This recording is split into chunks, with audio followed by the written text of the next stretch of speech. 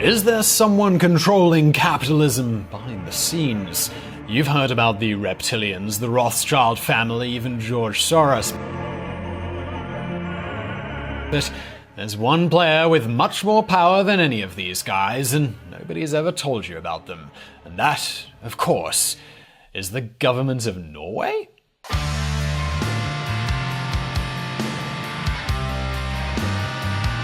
Yep, Norway is more than just a very, very rich country. Its government can have a real sway on international businesses. Think I've gone nuts? Well, at the end of this video, you are absolutely gonna see where I'm coming from.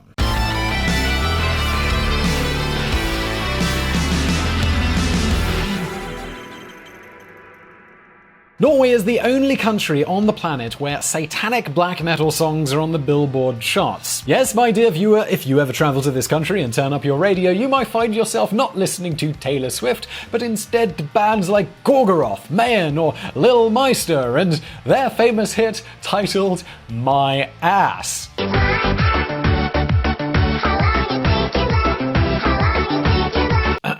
So yes, there might be something a little odd going on with the music in this country, but Norway is one of the richest countries on the planet, playing in the same league as Ireland and Switzerland. But not only that, they're also one of the most egalitarian. This means that the difference between the rich and the poor is very subtle. Their welfare state is big, their taxes are high, and their lifestyle is good. But I'm betting you already probably know this. What you probably don't know is that Norway's influence on the international economy is way bigger than it looks. Yes, Norway is behind the scenes of one of the biggest corporations on the planet.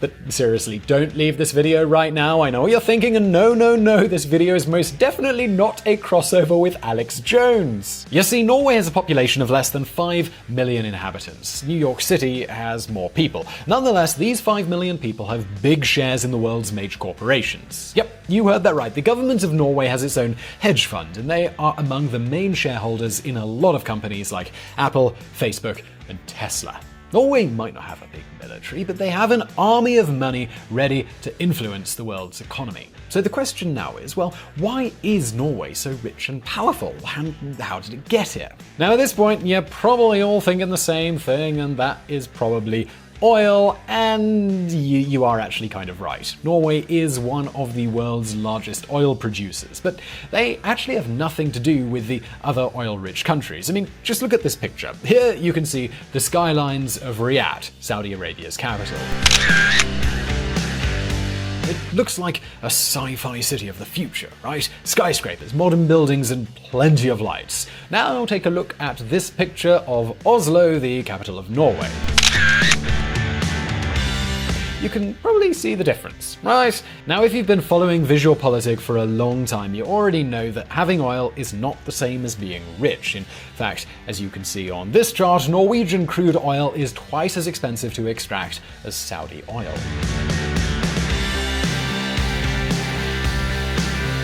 For a better understanding, most of the Norwegian oil comes from the North Sea.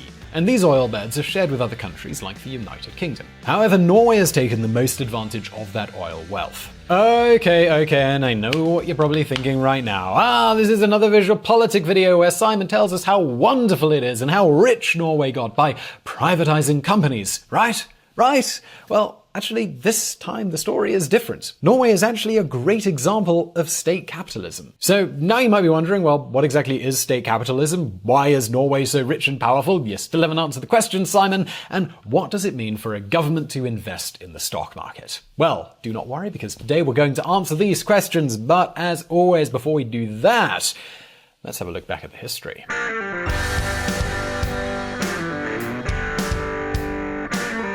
The Dutch disease. Alright, so I do need to be honest here, because Norway has never exactly been a poor country, but it wasn't exactly always a wealthy one either. In the 1950s, Norwegians enjoyed a lifestyle similar to that of the French. This means wealthier than the Spaniards, but poorer than their Swedish neighbors, and of course the Americans. Back then, nobody expected Norway to have oil, but, well, things changed dramatically in 1959. At that moment, Shell started prospecting in the North Sea. Shell's an oil company in the Netherlands, and they were looking for potential oil beds in the shores of their country. One day, boom, they found some little gas sources, and whenever there is gas, there is oil. So they kept up their exploration, and this is how one of the biggest oil fields in the world was discovered. An oil field situated under British and Norwegian waters. During the 1960s, Shell got drilling licenses in those two countries. Years later, in 1972, the Norwegian government founded its own oil company, Statoil. First you marry, then you start oil. And this is how the North Sea oil boom started. During the 1970s, money flew into this country. In just 3 years, Norwegians doubled their GDP per capita. All of a sudden, the Norwegian dream meant working in the dinosaur juice industry. I mean, who really wants to go fishing for salmon when you can make a lot of money working with oil? And right now, it all might be sounding pretty fantastic to you, right? Well, actually, it's not. In fact, this phenomenon, it has a name. They call it the Dutch disease, or the curse of natural resources.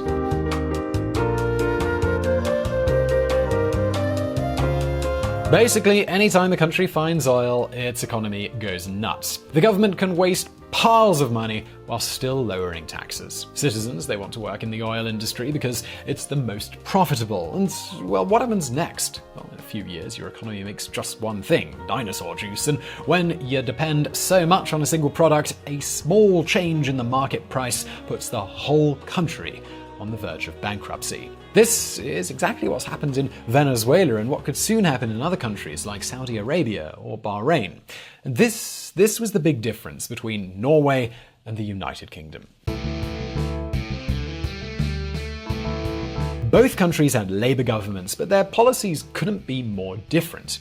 In the year 1976, the UK was in the middle of one of their worst financial crises. The government couldn't wait to squeeze that oil wealth for all it was worth. Norway, however, they had a more stable situation and they could wait. So, well, what does this mean? Well, first, the government put very strict industry regulations in place. Plus, 50% of those oil rigs had to be in the hands of the state-owned oil company. On the other hand, foreign companies had to pay a 78% tax on the oil profits. And that's not all. Norway put a limit on oil production. Just look at this chart. Here you can see where the UK kick-started their production. At the end of the 1970s, the British were already producing more than 1.5 million barrels a day, while Norway was still doing a third of that. During the 80s, during the Margaret Thatcher administration, the UK kept pumping oil like there was no tomorrow, while Norway was still pretty much relaxed about the production. So what did they achieve by doing this? Norway was keeping the productive economy focused on oil, but just wait a minute, because there's another big difference. You see, during the 80s, Thatcher privatized British petroleum. Norway's government, by contrast, kept control of Statoil. Even today, despite the company changing its name from Statoil to Equinor, the state still owns 67% of the firm. Okay, so now you might be thinking, well, oh my god, so wait, Norway's a socialist country? But just hold on a second, because the Norwegian economic system is actually kind of similar to that of China. And this is what experts are calling state capitalism. This means that the state controls a good share of the economy, but it behaves like a big private company. And so what does that mean? Well, check this out.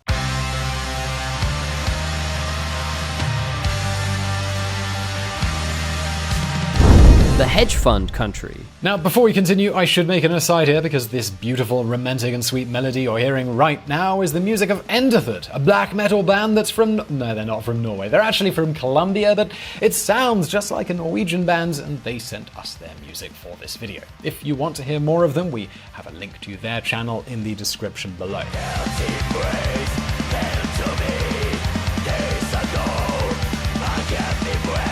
Alright, back to our story. So, do you remember the two pictures I showed you at the beginning of this video? Well, other countries like Saudi Arabia, they use their impressive oil wealth to live like a hip-hop artist on a Friday night. However, the different Norwegian administrations, both Labour and Conservative, have measured every last penny they've spent. And so what does this mean? Well, their oil wealth. It went into a piggy bank. And this is how we go to the year 1990. In this year, Norwegian Parliament, they realize three things. One, they have a lot of savings. Two, oil market prices go up and down and they cannot control that. And three, the best thing they can do is diversify their economy. And, well, how could they do that? Well, how about investing in the stock market?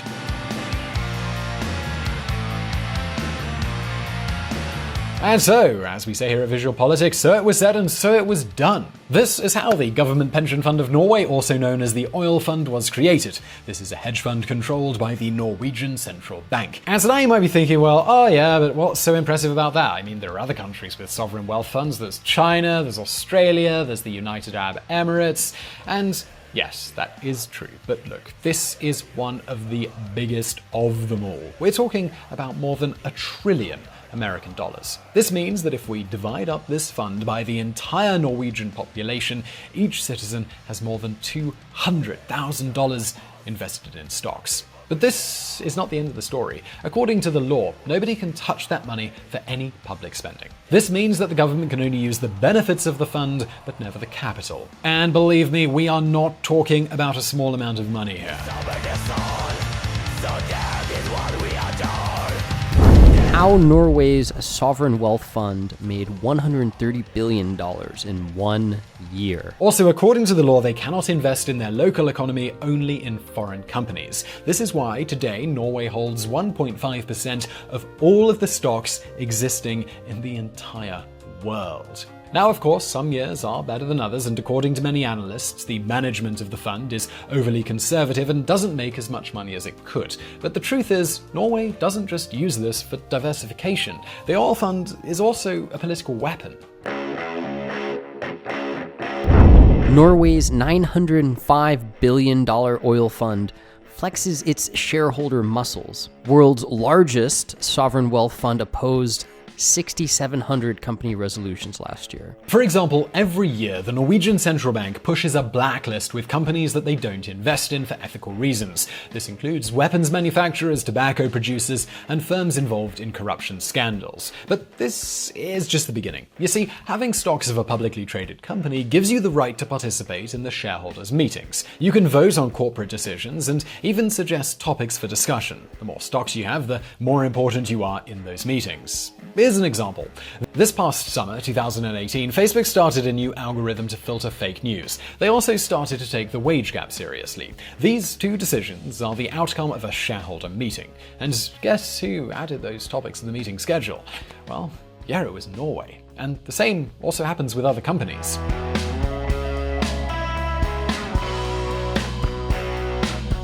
Norway's fund backs activists' bid at Alphabet meeting. As you know, Alphabet is the conglomerate that owns Google and YouTube. A small group of shareholders wanted Google to refine the fake news filter, and having the support of Norway's fund helps them win very crucial votes. The same thing happens with Apple. In this case, Norway is the 8th biggest shareholder, with more than $9 billion invested. And they aren't exactly silent in the shareholder meetings. In general, Norway is pushing some of the world's biggest companies to change their corporate policies on many different fronts. Of course, there's the gender gap, but that's not the only one. Part of the Norwegian ideology focuses on this too.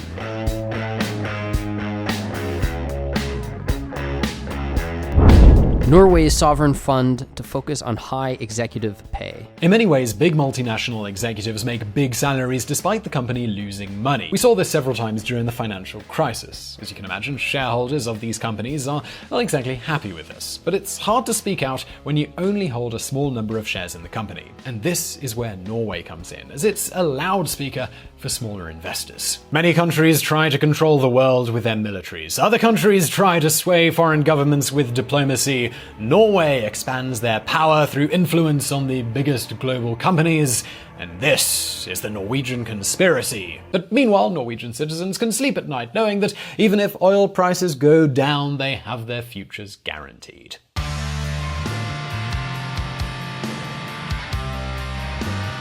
And now it's your turn. Do you think it's a good idea for a whole country to invest in the stock market? Do you think that the Norwegian influence is good for global capitalism? or do you think it's bad? Well, please leave your answer in the comment section below. Also, don't forget to visit reconsidermedia.com. They're the podcast that provided the voices in this episode that were not mine. And as always, do not forget we publish brand new videos every week, so subscribe to this channel and hit that bell button so you won't miss out on any future posts. And if you like this video, give it a thumbs up. And as always, I'll see you next time. And if you want to learn more about politics and hear more of my lovely voice, don't forget to check out the Reconsider podcast at reconsidermedia.com. Reconsider is a podcast that challenges you to reconsider your views by providing context, but we don't do the thinking for you.